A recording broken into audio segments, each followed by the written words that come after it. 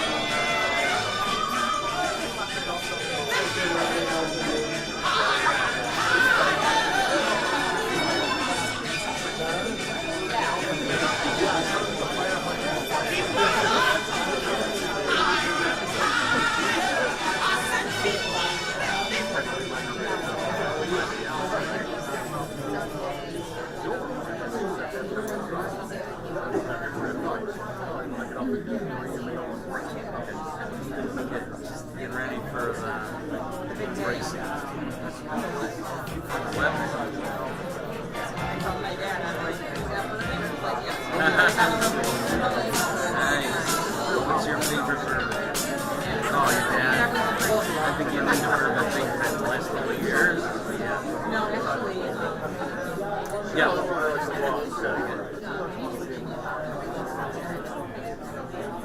Never had that. All right. Four Roses is really good, yeah. I love Lamborghini. Eagle Rare is really good. Yeah. I was there, Yep.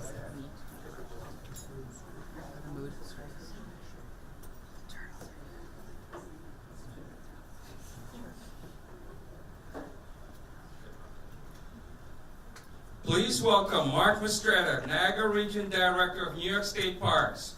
Gary Siddell, President and CEO, Aquarium of Niagara. City of Niagara Falls Mayor, Robert Restino.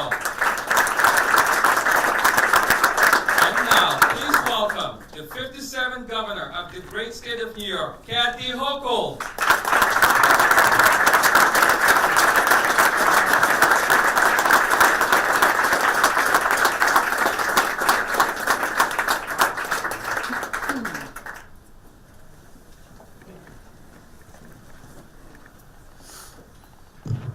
good afternoon, everyone. This is obviously not church. Good afternoon, everyone. Well, I'm delighted to be here, but I was thinking, as I flew in from Albany this morning with an impending epic storm, one for the ages, as one of our favorite Western New Yorkers, at least for a little while, Marv Levy used to say, "Where would you rather be than right here, right now?" So when there is a storm, I come. And I will say I'm very experienced in this matter, as is my team. So as we start off the program here, I want to recognize some of our speaking program, but also give an update on the impending weather. First of all, Mayor Restino, it's been a pleasure to work with you. We are there at your swearing in, welcoming you to your new position, but you've been an amazing partner as we put forth transformative projects for the city of Niagara Falls, making up for decades of neglect, I would say. We had a great former mayor who worked very hard against a lot of trials and tribulations. He worked very hard, a great ally and friend of ours as well, and you stepped in the role beautifully. I want to thank you for that as well. And Mark Mistretta, the Regional Director of Western New York Parks. Mark, extraordinary work. We have been together so often. We are there for the groundbreaking and a progress check on the Welcome Center over at Niagara Falls and historic investments we've made there. And we're going to be there. I will be there in May for the ribbon cutting for what is going to be the welcome that people have deserved for a long time, an incredible welcome center. I also recognize Gary Siddell, the Aquarium of Niagara President and CEO. Gary, how are my little friends? I love the penguins.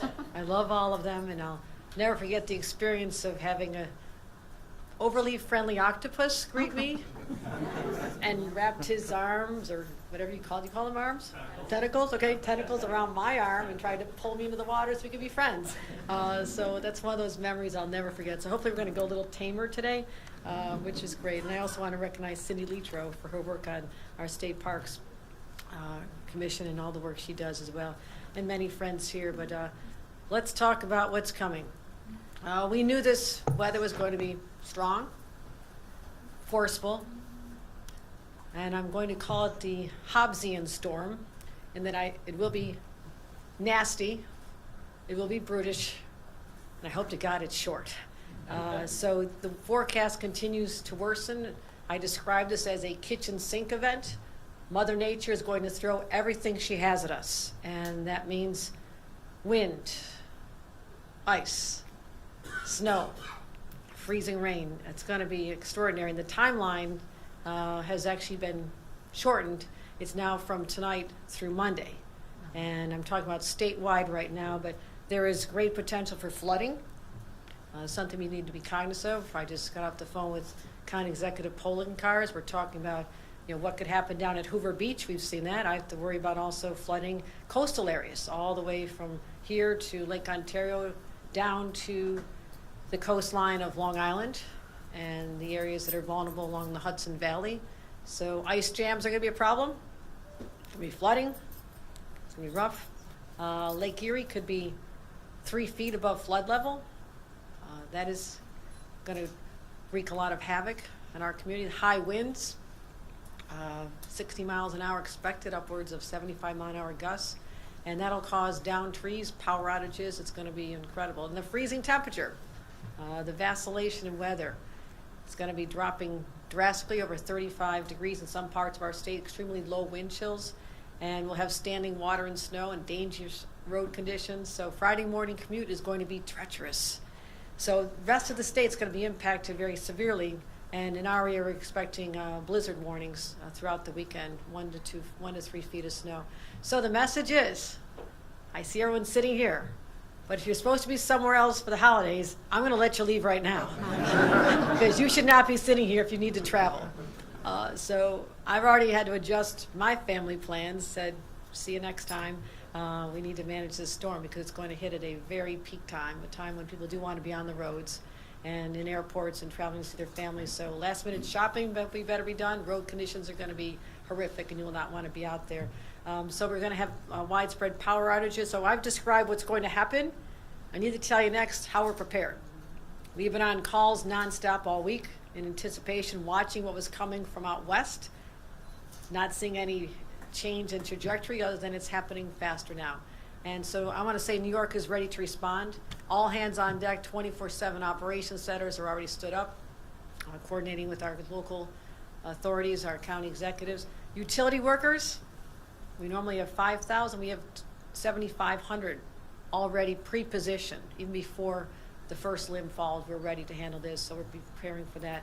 Over 2,000 snowplows being deployed with our chainsaws and generators ready to be at all the traffic signals when they come down. So in anticipation of this, I'll be declaring a statewide emergency beginning at 6 a.m. tomorrow. And we'll have a full traffic ban on the 190 from exit 56 to the Pennsylvania line at 6 a.m. tomorrow. So this means you better travel. This is a commercial travel ban, commercial trucks. But all truckers need to be aware. When they jackknife, especially those that are empty, it paralyzes the rest of the system. So there'll be a full commercial traffic ban beginning at 6 a.m. tomorrow. Also, we're having soft closures. What does that mean? Highly recommend you not travel. It's not a hard closure yet, but starting at 6 a.m. tomorrow, Route 219, Route 400, 290, 190, and Route 5 from Big Tree to the 190. So be anticipating that. Soft tandem truck ban on bridges down in the southern part of our state, downstate as well. So sorry to give you the depressing news. Stay home. Instead of the six-pack, get the eggnog. Finish wrapping those last-minute presents, but I want everyone to be safe. This is going to be a storm for the ages. Hopefully brief in duration, and will not dump the 7 feet of snow we dealt with about 35 days ago. But luckily, as the first governor from Buffalo since Grover Cleveland, this is a skill set I have. So we're ready for this. We are ready for this. And now, to be able to come back here, even with the storm impending, is something I did not want to miss. I did not want to postpone this event because today looks spectacular. You go out, just go see the falls in the distance there. It's breathtaking. And I hope none of you who are locals ever get immune to the incredible wonder that is presented to us by this view that the rest of the world envies. That is what we have right here. And it is a gem. It is a wonder of the world in our backyard. And I've been here so many times as a child and bringing my own children, and now as the governor of the state of New York. This is one of the places that gives me the most pride. And this feat of Mother Nature is inspiring. And it feels like Mother Nature did her best to create this world. Are we doing our best? Are we doing our best with what we have to showcase this and to welcome people from around the world in a way that they'll be in awe of not just the experience of seeing the falls, but also what it was like to get there and the experience in the neighborhoods and the community surrounding it, as well as the state park, is that as awe-inspiring as those majestic falls are. So we can do more, we can do better, and even the city itself, not like any other city of upstate. We all declined for a long time. It was hard. When the jobs that, powered this area, first electrified area, the power plant, brought lots of jobs, but a lot of the industries left. Foreign competition, people went south. It happened here, it happened all the way down to Lackawanna. My family had worked at the steel plant. We know what that decline was like. And some areas are bouncing back. Some are taking a little bit longer. Niagara Falls has a story behind it that is extraordinary.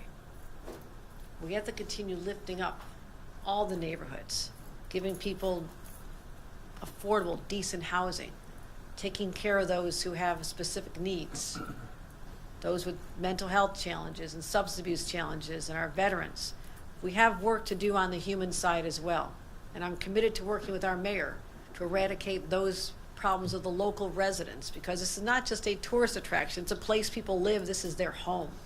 Never lose sight of that either. But when anyone, locals, visitors, come to this space, we want them to know that this is a place that we'll never abandon. This is a great, strong community.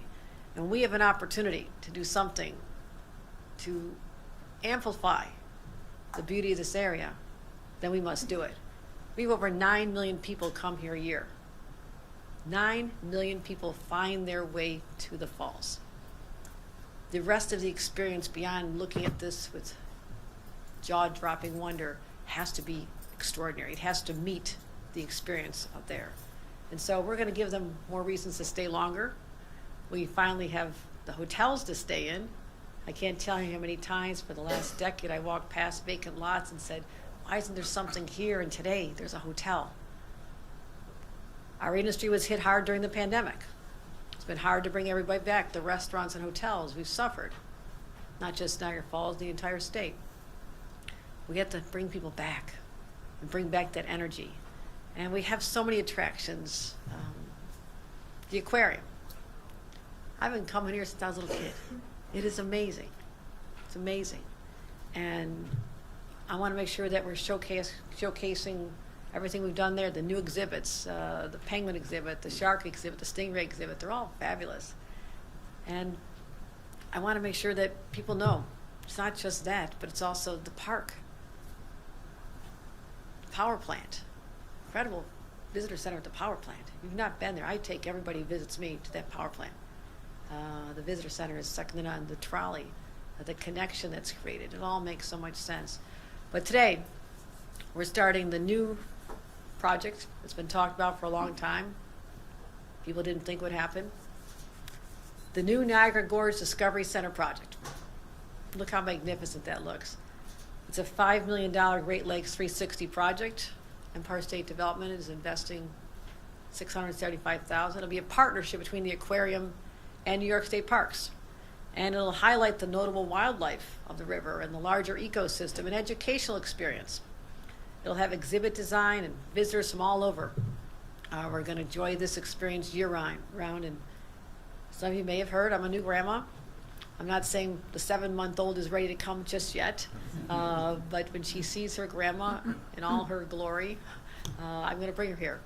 Because right now my granddaughter who lives far away thinks I'm this big because I only see her when I FaceTime on my phone. So she's going to see a bigger grandma someday, and I'm going to bring her right here and let her know how incredible this place is. So I can't wait to bring her here as well. So we're announcing the Niagara Falls Heritage Gateway projects, building on the strength of the Aquarium, an anchor attraction, and we know what we need to do. We need to continue driving people from the falls to the downtown and surrounding neighborhoods, investments here. So that's the whole impetus between this gateway concept. We purchase vacant properties and underutilized properties all across Niagara Falls because they were just sitting there, almost taunting us, saying, you're not going to be perfect until these places are brought to their former glory or even better. So we seized this opportunity, we revitalize them, we reconnect them together, And now we're creating a better sense of community, and also providing people the opportunity to explore the falls outside the park. Niagara Falls, the city. So we have 5 projects I'm going to announce. It's a $12 million investment. We're going to have a multi-use pavilion and event space at DeFranco Park, accommodate outdoor performances, recreation, public gathering, events up to 1,400 people in partnership with Niagara Falls. That's going to be a fabulous attraction. Coming up with names, Niagara Falls Gorge Performance Center, perhaps? Want to take a vote on that? Would we like that? All right.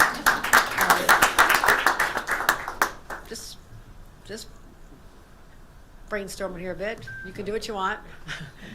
How about reinterpreting Niagara Falls Power Company's the hydraulic canals? I mean, people don't even know the story of how this was so brilliant in its inception that people still marvel at how this was undertaken so many years ago to harness power that is traveling all across the state of New York, and there were canals that facilitated this. So we'll have a public plaza that illustrates the story, the history of the large-scale electricity production and the effects it had on American society, and the Pan Am exhibition. And when we're not learning something, let's have some fun. Let's go roller skating there, ice skating in the wintertime. This can be a great attraction. And also, you can never have enough views of the river, so we're constructing an observation deck along the upper river to have panoramic views of the American Rapids and Goat Island. It's going to be stunning. And it'll have work within the tree coverage. I hike over there all the time. A lot of nice trees, so let's not mess with the trees. Let's provide opportunities for outdoor seating and just let people sit there and just bask in the wonder and hopefully appreciation when they leave. And also, we want to continue further moving into the city. A pocket park on Buffalo Avenue and First. Let's reactivate the streetscape. Let's make that inviting as well. And an interpretive park at the Cataract House Hotel Historic Site. This is a great story. I have been a student of the Underground Railroad since I was 8 years old and checked out the books at the library. It was my escape. I had a big family, and the only place I could find quiet from all my siblings was to go to the library. And they had a series called Childhood of Famous Americans. And I picked up the book about Harriet Tubman. And as a child, I knew her story, and to this day, I have a sculpture of her that I brought to my office in the Capitol. So I want people to know the place in history that Niagara Falls had, the untold story that needs to be revealed. So we'll have this historic stop on the Underground Railroad. We'll talk about how African American staff played a prominent role in helping freedom seekers escape to Canada. By day, they put on their suits and waited on people, and by night, they were part of this army of individuals that were risking their own lives to help others seek freedom. It's extraordinary. So we're going to keep investing, building on the past investments of the past. This state park has benefited from over $150 million in the last 10 years. We're going to continue investing, the Cave of the Winds, over $7 million there. People have seen how beautiful that is when you can actually get that up-close experience. People are in awe of that. What we did with Maid of the Mist, too. We were just there, we were just reminiscing how we were there. Electric boats, first in the nation, I believe. Last time I was there, we were putting on the beautiful blue iconic plastic garbage bags over our heads. And we had a great experience, and I checked on all the construction when I was there at the $46 million state-of-the-art Welcome Center, and that's moving along beautifully. So we've done a lot, and I want you to know I am committed. Again, we mentioned almost $12 million worth of hotels, 600 new rooms, renovating almost 500 more. But we're starting to see the impact. Occupancy is going up, people are coming, and I'm really excited about what we're doing. And also last year we awarded $10 million to the downtown revitalization to enhance the Bridge District. That's one of my favorite projects. When I was on the town board in Hamburg, if someone came to my community and says, well, come up with a concept where if you had hypothetically $10 million, what would you do with your community? No one ever did that. But I know now what the power that is and how transformative it is for the communities, and that's exactly what we're doing here now. So I want people to know that this is a place that matters. It has a glorious past, has a phenomenal future, And as the governor who knows every inch of the state park here and has walked the streets and gone to Italian restaurants and strolled and gone to the culinary institute, I have been everywhere. I cherish this community and never ever take for granted this gift you have to live in a place as extraordinary as Niagara Falls. So let's continue to tell the story. Let's elevate it. Let's continue making these investments and tell the world there's no better place to be right here, right now in Niagara Falls. And with that, let me welcome up our mayor to tell us what his plans are.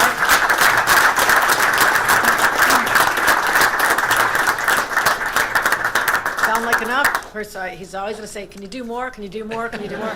I always feel like my pocket's getting picked when I come here. But it works.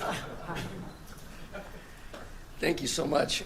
Governor, it's always great to see you. I can tell you that, first of all, let me say with regard to the weather, it's nice to have a governor who gets it, the whole Western New York thing and what we're going to be facing. So I know as an executive in one of the municipalities upstate, I'm comfortable that you're there because I know that you know what we're facing and that you'll be ready for it. So thank you so much for that leadership. With regard to the city of Niagara Falls and the plans for the future, these announcements today are part of what I would like to think is a multifaceted, multi-pronged attack on trying to create Niagara Falls as that place that the governor has so eloquently described relative to its past and where we're headed in the future. You know, Niagara Falls has for a long, long time struggled to find its pace. And with the help of this governor, who clearly understands the importance of this community, not just to the Western New York region, but really to the state, her commitment to our community is very much appreciated by all of us who live here. I tell everyone that when I speak to them about this new state administration, I don't have to talk to Governor Hochul at length about what we need here. I literally can say just a few words and she finishes the sentences because she's so familiar with what we are. She's familiar with what we need. She's familiar with what is necessary to jumpstart this community. We're committed, our administration's committed to building on that partnership. The governor mentioned the Downtown Revitalization Initiative. You know, we're prepared to take the partnership that the state has handed to us, and we're going to hold developers accountable. We're going to do the things that are necessary to make sure that the state's investment isn't wasted. More than anything else, I want to take advantage of the great commitment that this administration has to the city of Niagara Falls. And, you know, the announcements today with these additional spots along the upper and lower Niagara, the commitment that the state has made to growing this community and really reaching into the city, as well as, of course, the great work being done here at the Aquarium and how our executive director of the Aquarium, Gary Sedal, is growing this place from, you know, me too, Governor. I used to come here as a kid, and the dolphins were here back then. But now seeing this place in a different way and really watching it grow to really become a destination for our visitors and locals. It's also interesting to see the aquarium's reach to our local, our schools and getting kids in here to see what we are. Most especially, I appreciate the governor's commitment to the city itself. I've lived here my whole life and have been through a number of state administrations that stay committed, obviously, to the state's investment in Niagara Falls, and that's wise. But we have a governor now who is not just committed to those things, and she's very much committed to that, but she's also committed to this city. She's committed to the locals who are here. Yes, over 9 million people come here. They'll start sometime in mid-April. As I say, they start around April 15th. If we all went away, they'd still come. And they're going to be here till Election Day in November. They come like clockwork.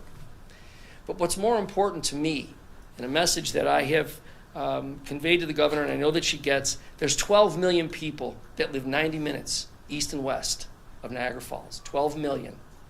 And I consider them locals. And what we need to do is make sure those locals have something to do in the times when you got to be pretty fierce. I happen to like it down there, but you have to be pretty fierce to go into the state park, say in January, February. It's a beautiful place. If you haven't been there and you're a local, you're missing out. It's beautiful. But I don't expect somebody from Tempe, Arizona to come here for that. But I would expect somebody from the greater Toronto area, the greater Rochester area, because the weather's the same. So there's no reason why we can't give them some reason to come here. And so we have some plans in the works that we're talking with our partners, both in the private sector as well as our partners along the state government level, to build a more exciting adventure here, more exciting attractions and amusement for our community. The idea is not just about, I like games and I like sports and I like concerts, but it's really too about putting our hospitality workers into a full-time workspace. I happened to visit a hotel a few weeks back, actually the Cambria that's being built. While I was there, the owner said to me, 2 weeks ago, we were tripping over one another. And here we are now, we had to lay people off. That has to stop. We can't have a hospitality industry that's seasonal. And the only way to do that is for us to grow more exciting things to do in those periods of the year that aren't the times when people are just going to come and watch the beauty of the falls. And so we're committed to that in our administration, and we're also committed to helping those people who are in the hospitality industry have that full-time employment, because full-time employment begins to attack poverty. Poverty begins to grow a better community. And so it's more than just like in basketball and hockey. It's really about how do we make lives full for the people who live here. I know that the governor understands that, and I know that she also embraces that. And that's what gives our administration comfort that when we have these conversations with them, they get it. And they understand that what we have to do here is grow this community. And so let me just close by saying two things. One, I appreciate Governor Hochul. I appreciate your continued commitment to our community. I know that over the course of time that we get to work together, I'm excited about what the future holds. I always appreciate your commitment. I think this is going to be a fabulous investment and partnership because, the aquarium is part of the fabric of this community. It's been here. And Gary, before I bring it up, I just want to congratulate you for your commitment to growing this place. I know your history, I know your story, starting here, working here, and now all of a sudden the place you're at. And it's easy to stand still with anything. You don't have to, if you don't want to think, you don't have to think. But you've done that. You've been thinking since you became the director, and you've been growing this place, and this is just another step in that journey. So please, let me introduce to all of you the Executive Director, Gary Siddell.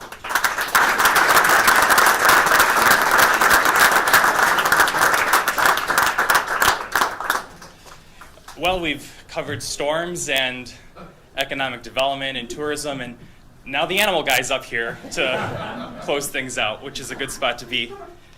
Governor, we were talking about the octopus and your visit with the very handsy octopus, and tentacles is the right word. And as I said to you before we started, I can't believe that threatened you because you do politics for a living. And it just felt like the octopus didn't have much on that, but it's all good. And you're correct, we are less tame today with our spotted turtles we'll get to shortly. So Governor, thank you for being here. Thank you for being a fan, for being a supporter, for being an animal lover, and having the city of Niagara Falls back. We couldn't do it without you, so thank you for being here and for your support. Mayor, likewise to you. You're out here an awful lot. I've joked often that I owe you a parking spot, and probably a preferred one. You may even be able to take my spot at this point because you're here so much, so thank you for that. I greatly appreciate your commitment and dedication. Of course, our assemblyman and senator are not able to be here today doing hard work out in Albany, but want to thank them for their commitment to the aquarium and constantly advocating on behalf of the great work that we are so dedicated to fulfilling. This whole project, being here in the Niagara Gorge Discovery Center, is possible because of a partnership with New York State Parks. And if you don't know the crew of people that make that agency operate, you're missing out, because the group that we've had the privilege to work with on this entire project blow my mind at every step of the way. Starting with Mark Mistretta, Vinny, Ange, the entire crew at State Parks here is incredibly dedicated, incredibly hardworking, and they are as an interested party at getting barriers and obstacles out of the way as I am. And my staff will tell you I have some rampant impatience, so I appreciate that you all find it charming, because many people don't. But thank you for being an amazing partner, for being an amazing agency, and providing this region this amazing asset. So I have to stop there for a round of applause. Thank you.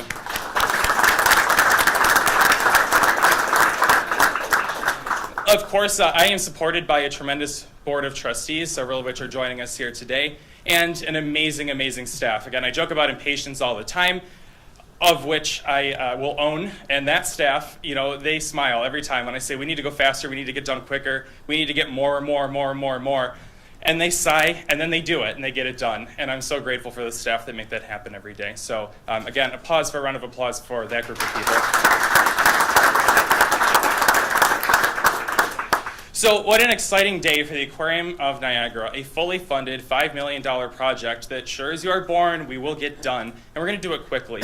We're going to have this project completed by spring of 2024, because it's not doing a lot of good for this region and this community with the doors shut. And as the mayor alluded to, there are things to do in the winter. If you don't want to sport the parka and take a stroll through the park, you can come hang out with some fish, some seals, some sea lions. So those are things that we can provide here. It's only really possible because of the Robert Moses Parkway removal. Prior to the removal of that, most of us would have been dodging 55-mile-an-hour traffic to walk from the aquarium to this site. So again, Governor, thank you for your commitment and all of your work over the years to make sure that the parkway came out. Today's exciting because it marks the formation of a campus for the aquarium. It's not about one building anymore, it's about two. It's about a larger, more substantial destination of the community, a community hub, a community asset, and a place for learning. And we're so excited to be expanding on that today. It's sort of interesting because for 57 years, the aquarium's wanted to expand, and we're here with the 57th governor. So how perfect is that?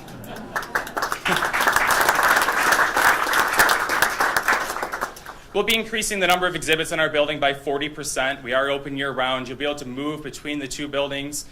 All of those things are elements that are going to ultimately ensure that this project delivers the most substantial impact that it can for the community.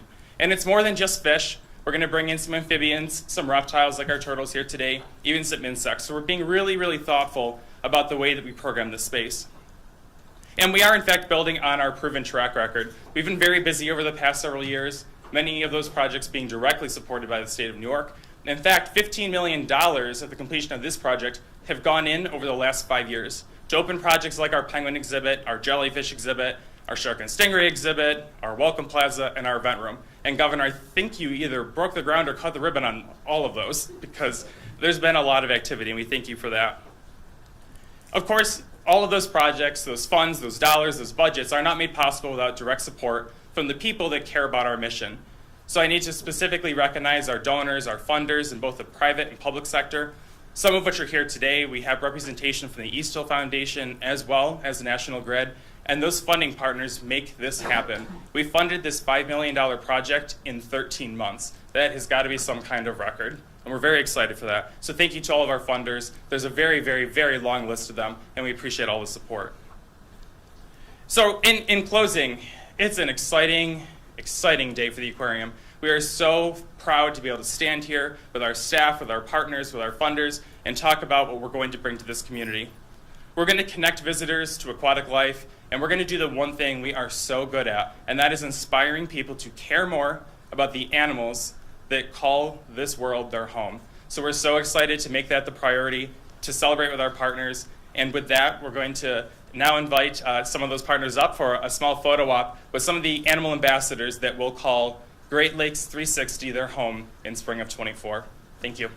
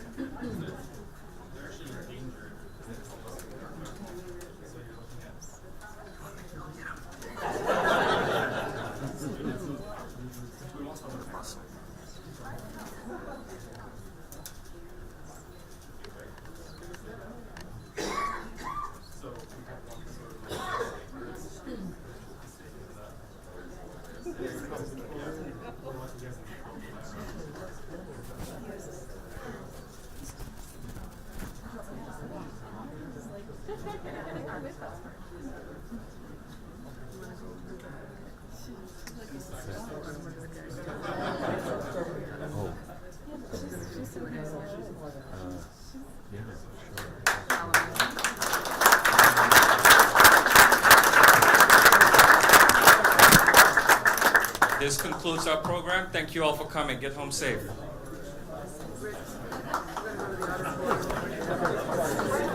Thank you.